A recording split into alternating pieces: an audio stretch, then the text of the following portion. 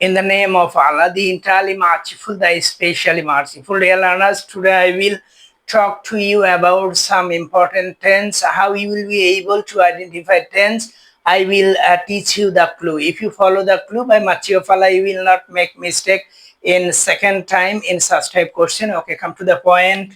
Raju is a student. I am a learner. We are social being.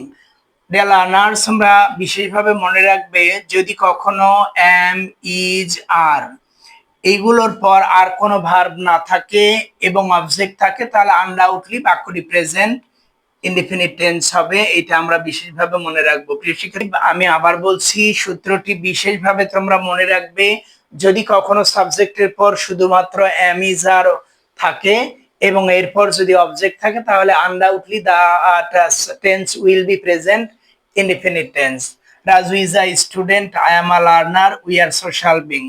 Both the sentences are in present indefinite tense. Okay, পরের clue তোমরা লক্ষ্য করবে Raju is playing cricket. We are learning English. প্রিয় শিক্ষার্থী, তোমরা লক্ষ্য করবে is আছে, was আছে, এরপর আইএনজি যুক্ত ভার্ব আছে। অর্থাৎ যদি কখনো am, is, are এগুলোর পর ভার্বের সঙ্গে আইএনজি থাকে তাহলে নিঃসন্দেহে বাক্যটি প্রেজেন্ট কন্টিনিউয়াস টেন্স হবে। এটি আমরা বিশেষভাবে লক্ষ্য রাখবো। ওকে, আমি আবার বলছি, Raju is playing cricket, we are learning English. অর্থাৎ এম, ইজ, আর এর পর যদি কোনো ভার্ব না থাকে তাহলে বাক্যটি প্রেজেন্ট ইনডিফিনিট টেন্স হবে এবং এম, ইজ, আর এর পর যদি ভার্বের সঙ্গে আইএনজি থাকে তাহলে নিঃসন্দেহে বাক্যটি প্রেজেন্ট কন্টিনিউয়াস টেন্স হবে। প্রিয় শিক্ষার্থী, পরেরটি লক্ষ্য করবে Babul was a student.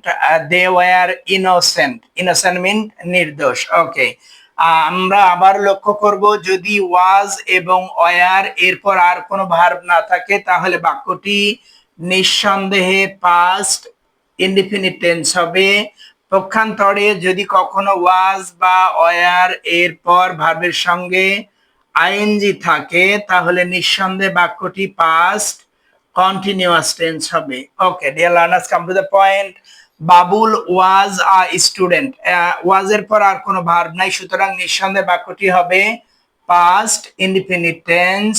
পরেরটি হবে they were innocent. were এর পর আর কোনো ভার্ব নাই, সুতরাং এটিও হবে past indefinite tense। Okay, next পরেরটি লক্ষ্য করব he was changing his old habits.